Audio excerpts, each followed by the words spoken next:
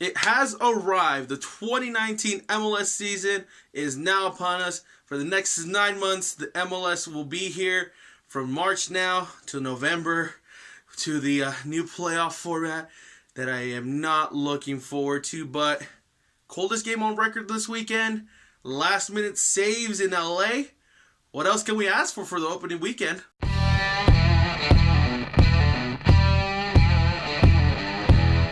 Yes, that is right. The MLS is back finally after about 4-month hiatus. We've been away for soccer here in the U.S. We're back. And a very interesting weekend per se, with the coldest game on record, last minute saves by teams.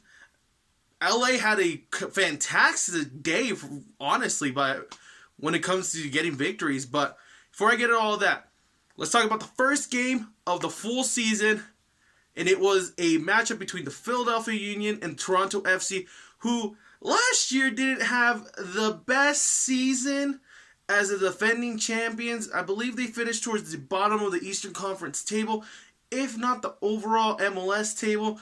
Not a good year for Michael Bradley and the Budget up north, but they came out swinging this game, made sure to get out the victory. It was also the MLS debut for Marcos Fabian here for Philadelphia Union. Got a penalty kick, scored the goal there.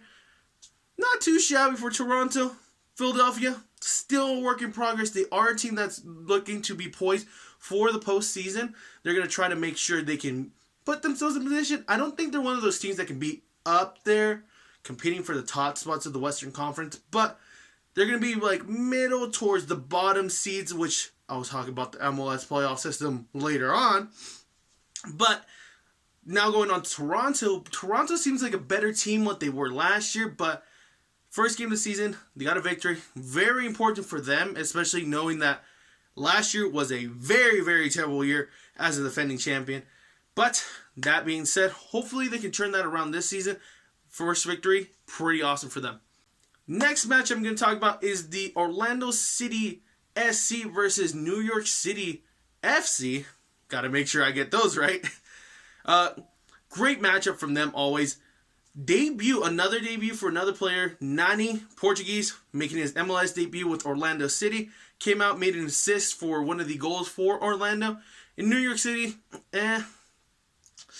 hoping they can do more this year than they did last year. This is the first season without a pretty big star player. Last season, David Villa actually left the club. He is now playing in Wisła Kobe in Japan with Iniesta now.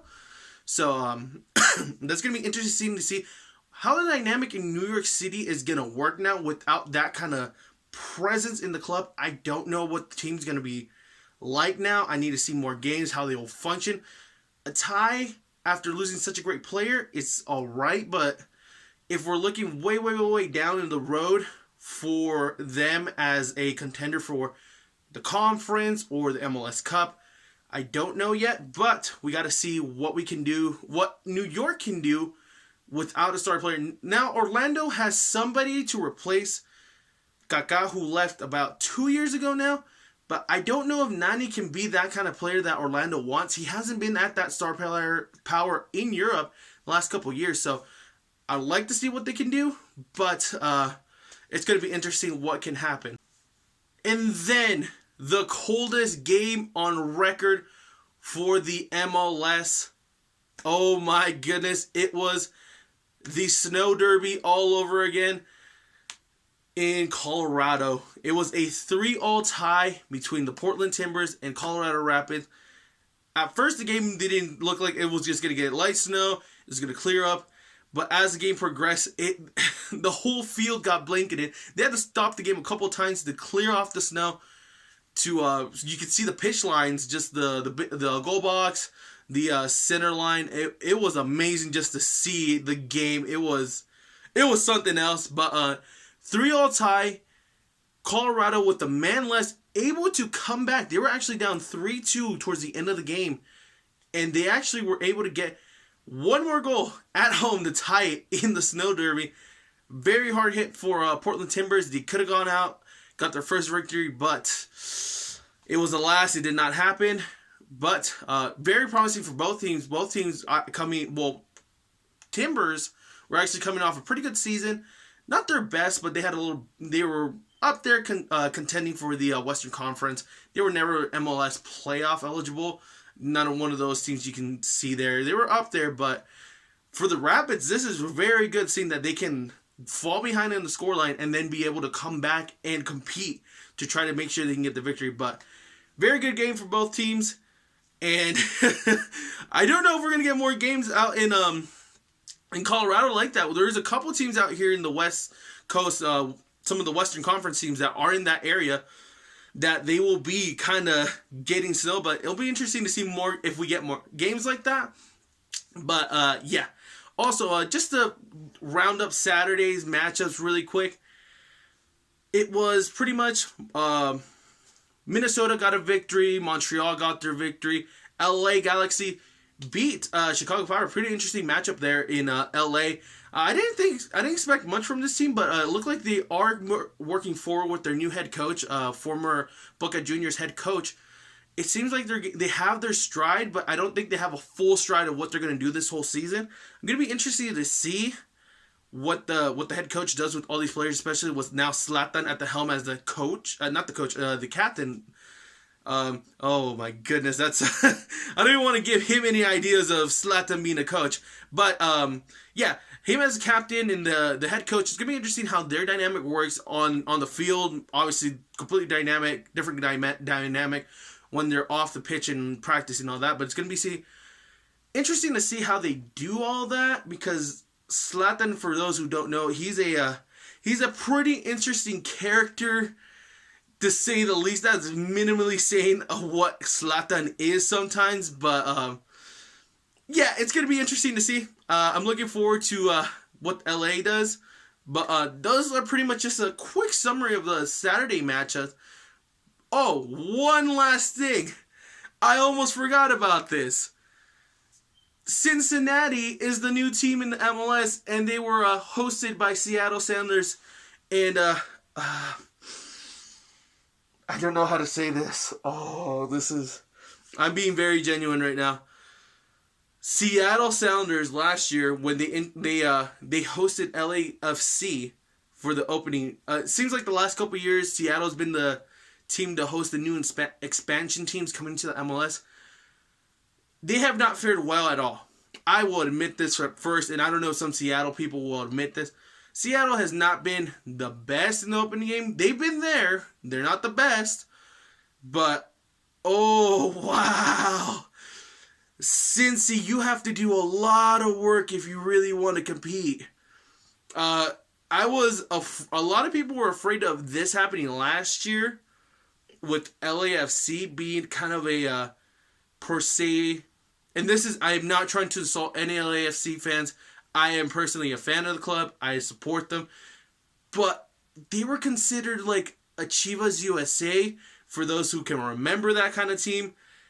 It was a bottom of the barrel team, shared a stadium with LA Galaxy. They were never competitive except for like a couple games. Obviously, this is the first matchup for Cincinnati. But if you saw that matchup towards the end, it was worrisome. I hope this is just because of the first game. It was trying to get their nerves out of the way because it's the first game of the team. They're on the road. Which, if this is the case, I don't know if they will be able to survive game 2 of the season, because they move on to Cincinnati moves on to the defending champion, Atlanta United's home stadium, Mercedes-Benz, which Portland Timbers, well, yeah, I'll get to my issues with Atlanta, but I'm worried. I am genuinely worried for Cincinnati. I don't know what to think, but hopefully next week they turn it around, have a better matchup. But if you want to look it up, towards the end of that game, their defense just fell apart. There was no control. Maybe like 3 total times throughout the last 20 minutes of that matchup, Cincinnati was able to get to Seattle's goal.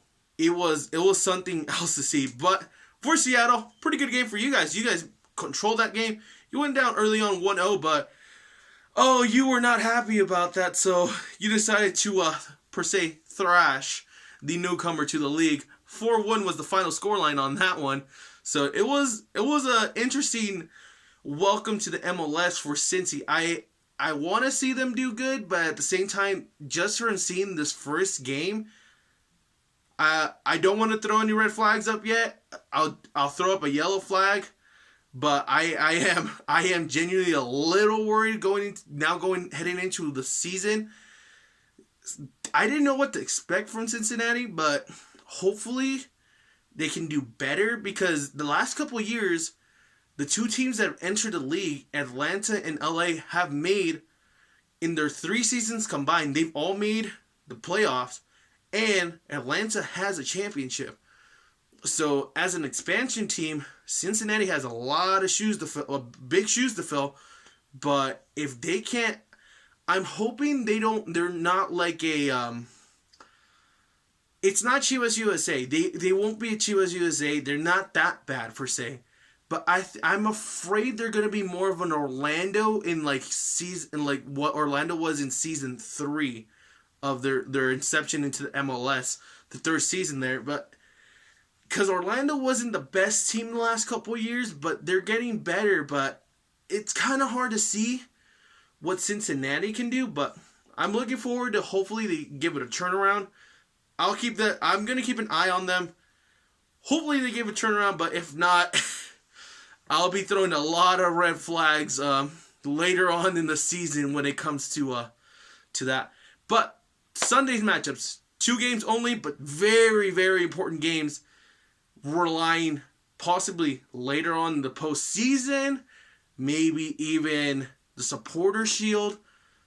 But the first matchup of Sunday was DC United with Wayne Rooney as captain again, returning for his maybe his first full season, I believe. Yeah, his first full season. I believe he came halfway through last season, and then he turned that team around. He turned DC United from bottom of the barrel to making the playoffs, even if it was barely as the 6th seed making the MLS playoffs. My goodness, they made it. I don't know how he did that. That was the most amazing thing. But that's not the point. They were hosting the defending champions, which, interesting stat on this, including this one now, the last 3 games, opening matchups for the defending champion in the MLS, they have not won their match. Portland Timbers lost their match following their winning the MLS Cup. Toronto FC lost their first matchup last year, opening as defending champions. And now Atlanta, after, I wouldn't say a terrible game. It was a lackluster game per se. It was very, very lackluster. It wasn't bad or borderline terrible, but it was very lackluster from the defending champion. So that is now 3 years straight that the defending champion comes into opening weekend, loses. That is not very good. That's not good for the team that is defending the championship. But if this kind of trend continues, maybe the hosting team might be happy that they're going to host the champion. I don't know. But honestly, DC played a very, very good matchup. Both goals were amazing. I was surprised. I knew that DC got very good at the end of last season. I think the last 10 games they went, I think they lost once and just tied twice in that whole stretch, maybe the last 11 games. They were one of the more unstoppable teams last season. I don't know. I am afraid for the Eastern Conference now. If DC can keep on playing at this level, obviously, like I said, this is first game of the season. There's a lot of expectations, under expectations, a lot of things to kind of just like, let's see what happens. But DC plays like this for the rest of the season. Control the game. Make sure you get good passes to Wayne Rooney. Wayne Rooney staying in the middle of the field, be able to move the ball side to side at his own leisure. DC United will be dangerous. And if they keep on playing like that, I am saying this now, will make the MLS Cup Finals if they can keep playing like that. But, like I said, too early on the season. I have to wait to see what the rest of the season plays out, see what their schedule is. kind of matched them up to the other Eastern Conference teams, excuse me. But it's going to be interesting to see DC. But Atlanta, they're hosting Cincinnati this coming week. So if Cincinnati plays like they did against Seattle, it's going to be an easy game for Atlanta. But after seeing this game, it was lackluster. Like I said, borderline lackluster. Wasn't bad. Wasn't terrible. Lackluster, but I don't want to get worried yet. But it's early. Like I said, very, very, very early on. Hopefully, it's just one game. That's it. For a lot of these teams that lost, one game. That's it. Hopefully, but one team that I know isn't a one game and hopefully is Sporting Kansas City, igniting a very nice rivalry. It seems like this is going to be a rivalry game every time these guys play. LAFC hosting Sporting Kansas City. Oh boy, this was a game. First half of the game, very controlled, very moderate. What do you expect? 1-1 heading into both teams scored. Diego Rossi with the first goal of the season for LAFC, and then I cannot remember. I will put this up on the screen of the player that scored for Sporting. But the second half is where LAFC did shine, but it showed one of the most interesting aspects that Sporting had last season. Their defense, oh my goodness. Their defense can create openings to an attack and then at the same time be able to force errors. Same thing with LA. Mainly their attack and midfield is way better compared to maybe some of the other Western Conference teams, but their defense does need a little more working on. I know Bob Riley is going to work on that. We're going to review this game, see what happened, see what can do better, or what they can do the same. But this game in the second half got very, very interesting as they started to get a little more hard-hitting, which I do enjoy personally. Hard-hitting soccer, but borderline hard-hitting to the point where we get players fired up a little. Say at one point, Carlos Vela was very, very towards the end of the game, very angry with the Sporting Kansas City player and the referee for not the referee for not giving the yellow card, and then the player for why such a hard, shameless hit.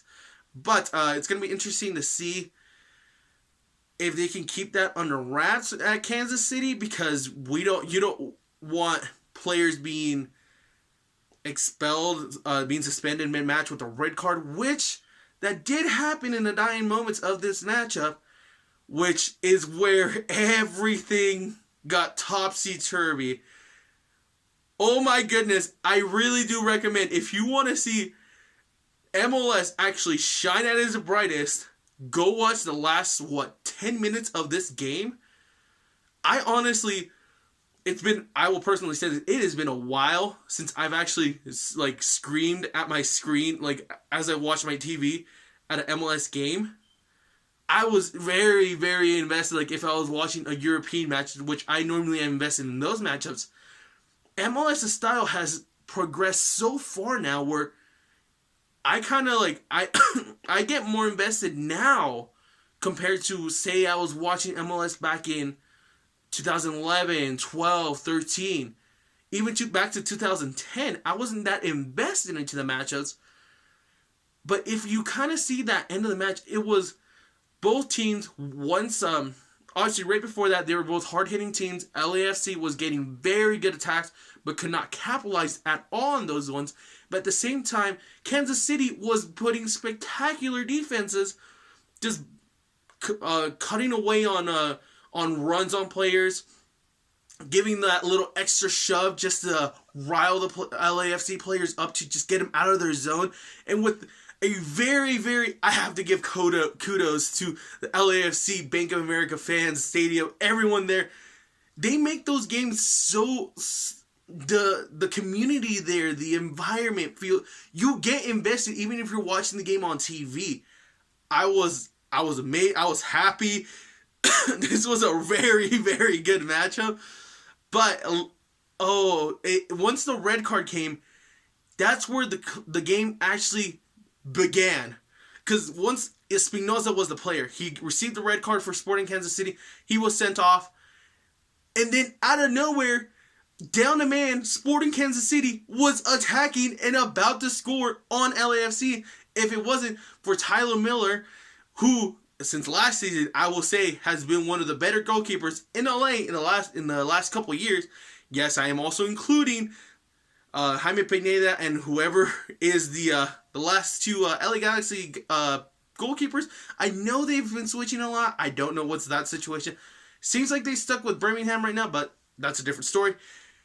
He saved that moment, but then, towards the dying moments of the game, LAFC got composed, make sure to get their attack, make sure to keep the ball towards the middle of the field, keep attacking, pressuring in the 3-4 side of Sporting Kansas City. And my goodness, they had so many shots in that last. There was 4 minutes added to regulation, just extra time because injuries, the red card, and all that. So it was very interesting, but with about 20 seconds in the match left, Diomande for LAFC, number 99, shoots a rocket, gets a pass from Harvey, sets it up perfectly, gets one move over from the ball, shoots it, rockets that ball into the upper right-hand corner of the goalkeeper, scores in the dying moments of the game, gets a 2-1 victory for LAFC. I will admit this, I was cheering. I was very invested in this game. And that's what I want from the MLS. I want to do a video kind of talking about what the MLS has become and kind of just talk about it. But this game perfectly, like the last moments, perfectly entails what I think MLS is becoming. And it might be very competitive. It might become competitive league in the next couple of years because I've seen a lot of younger guys come to MLS. So I'm very interested to see what the season, but great start for the season. I did not expect any of this, but those are just my thoughts. That's just a quick recap. I'm going to try to do these at least once or twice a week, do a recap and then kind of a preview. So if you actually do enjoy kind of my commentary, what I have to say about these games, let me know in the comment sections or just like hit the like button, subscribe. Kind of let me know I'm doing a good job. So that'd be very much appreciated. And then kind of let me know your opinions on what you think about the games and if you agree with me, disagree with me. I actually want to know people's thoughts on that. So I hope you guys have a great day and I will see you guys in the next video.